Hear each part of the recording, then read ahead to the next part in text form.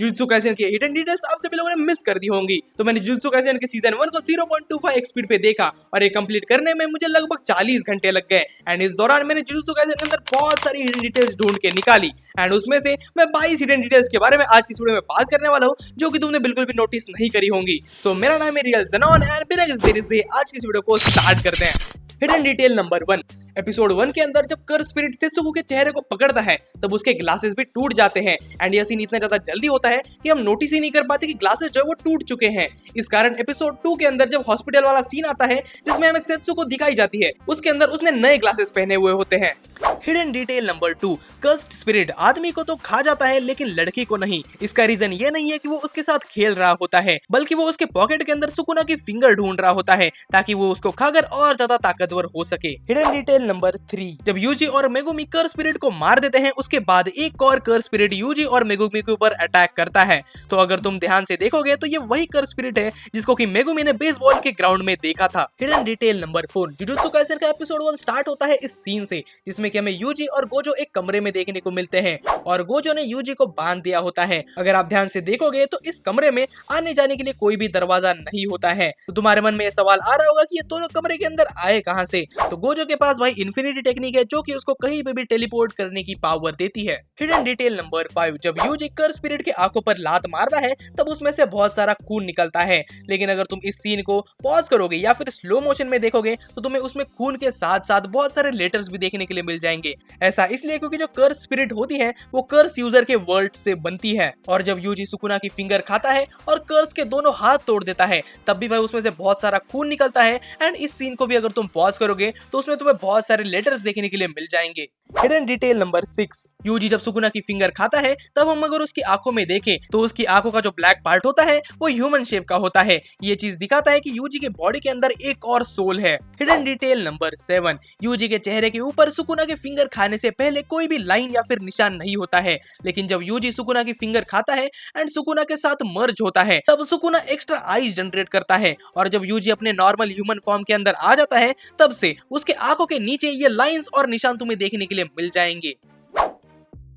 जब UG first time अपने room के अंदर एंटर करता है तो उसके रूम में हमें एक तड़कता भड़कता पोस्टर देखने को मिलता है। ये एनिमेटर्स की तरफ से एक फोरशैडोइंग है क्योंकि आगे चलकर टोडो यूजी का बेस्ट फ्रेंड बनने वाला होता है और यूजी और टोडो का टेस्ट भी सेम है। Hidden detail number 9। सीजन 1 के सेकंड ओपनिंग में हमें एक कैट देखने को मिलती है। अगर तुमने ध्यान से देखा हो तो उस कैट के दो आंखें नहीं बल्कि सिर्फ एक आंख ही होती है, जो कि गेगे के अवतार का डायरेक्ट रेफरेंस है क्योंकि गेगे का जो अवतार है उसके अंदर जो कैट है उसकी भी सिर्फ एक ही आंख है। Hidden detail number 10। और इसी ओपनिंग के अंदर हमें सभी लोग ब्लैक कपड़े पहने देखने को मिलते हैं जैसे कि किसी के फ्यूनरल में जा रहे हो, लेकिन सिर्फ नानामी ने व्हाइट कलर के कपड़े पहने हुए होते हैं। एंड जापानीज में व्हाइट को कहते हैं शीरो और शीरो जो है वो डेथ को सिंबलाइज करता है। ये नानामी की डेथ की फोरशैडोइंग है। Hidden detail number 11। जब यूजी और नोबारा टोक्यो जाने के लिए एक्साइटेड होते हैं तब हमें बैकग्राउंड में एक टावर पे चढ़ा हुआ पांडा देखने को मिलता है। ये अपने सीनियर पांडा का रेफरेंस है जो कि हमें आने वाले कुछ एपिसोड्स में देखने के लिए मिलने वाला होता है।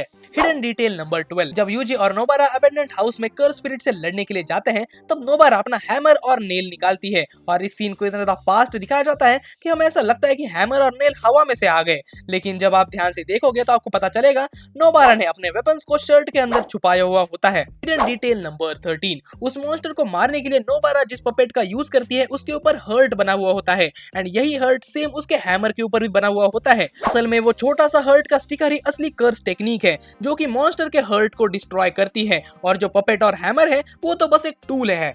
Hidden detail number 14। जब गोजो यूजी के लिए बहुत सारी मूवीज देखने के लिए लाता है तो उन्हीं मूवी में से हमें द डार्क नाइट भी देखने को मिल जाती है। Hidden detail number 15। गोजो जोगो से लड़ रहा होता है तब वो यूजी को फाइट दिखाने के लिए लेने के लिए जाता है एंड तभी यूजी जब वो मूवी देख रहा होता है, अगर आप इस मूवी को ध्यान से देखोगे तो ये लॉर्ड ऑफ द रिंग्स का रेफरेंस है जो कि काफी ज्यादा पॉपुलर मूवी सीरीज है। Hidden detail number 16। Jujutsu Kaisen के सेकंड ओपनिंग में माही तो एक जगह बैठकर सोप बबल बना रहा होता है। ये सीन 18th सेंचुरी के famous plaster work death bowling bubble से इंस्पायर्ड है जो कि जर्मनी के बॉम्बर्ग शहर के हॉली ग्रेव कैपेल नाम की जगह पर बना हुआ है। माप्पा ओपनिंग के अंदर ऐसे हिडन डिटेल्स डालने में एक्सपर्ट है।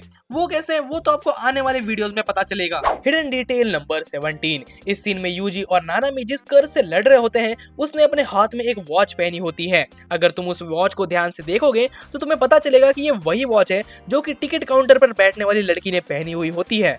इसका मतलब यह है कि माहितो ने थिएटर में सिर्फ 3 लड़कों को नहीं मारा, जो काउंटर पर बैठी हुई लड़की होती है उसको भी उसने कर्स स्पिरिट बना दिया। हिडन डिटेल नंबर 18, इसी एपिसोड में 10 मिनट 20 सेकंड पर यूजी और नानामी सीढ़ियों से जा रहे होते हैं एंड तभी लेफ्ट साइड पे हमें एक प्लेयर का पोस्टर देखने को मिलता है। वो होता है टोरू ओइकावा का पोस्टर। जिनको नहीं पता उनको बता दूं, टोरू ओइकावा हाईक्यू का एक कैरेक्टर है। Hidden detail number 19, jujutsu Kaisen के फर्स्ट ओपनिंग में 1 मिनट 16 सेकंड के ऊपर एक सीन आता है जिसमें कि हमें यूजी, जिनपे, मेगुमी और गोजो देखने को मिलते हैं।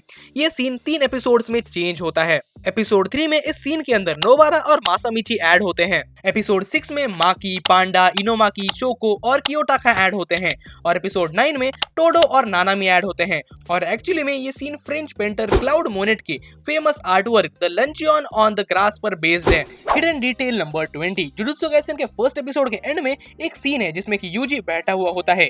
सारे एपिसोड्स में तो सब नॉर्मल है, पर एपिसोड 13 में इस सीन में तुम नोटिस करोगे कि यूजी की आंखों में आंसू होते हैं जो कि किसी और ओपनिंग में हमें देखने को नहीं मिलते। तो ऐसा हो सकता है कि जिनपे की डेथ के कारण यूजी जो है वो रो रहा है। हिडन डिटेल नंबर 21, सीजन 1 के 4th एपिसोड में जब सुकुना पहली बार अपना डोमेन एक्सपांशन यूज करता है, अगर आप यहाँ पे पॉज करोगे तो जमीन पे आपको सुकुना की रिफ्लेक्शन देखने को मिलेगी जिसने की यूजी के कपड़े पहने हुए होते हैं, या फिर ऐसा हो सकता है कि ये यूजी ही है। लास्ट हिडन डिटेल की तरफ बढ़ने से पहले एक बोनस हिडन डिटेल, सीजन 1 के अंदर तुमने हानामी को अजीबोगरीब लैंग्वेज के अंदर बात करते हुए जरूर देखा ही होगा।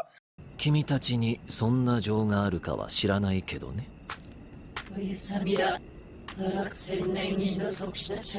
इसको बेसिकली कर्स लैंग्वेज कहते हैं। इसी चीज को मांगा के अंदर यूनिक सिंबल से रिप्रेजेंट किया है, लेकिन एनिमे के अंदर हानामी अजीबोगरीब लैंग्वेज में बात करता है। अगर आप हानामी के बात करते हुए क्लिप्स को रिवर्स में सुनोगे तो आपको पता चलेगा कि हानामी जापानीज में ही बात करता है, लेकिन रिवर्स में।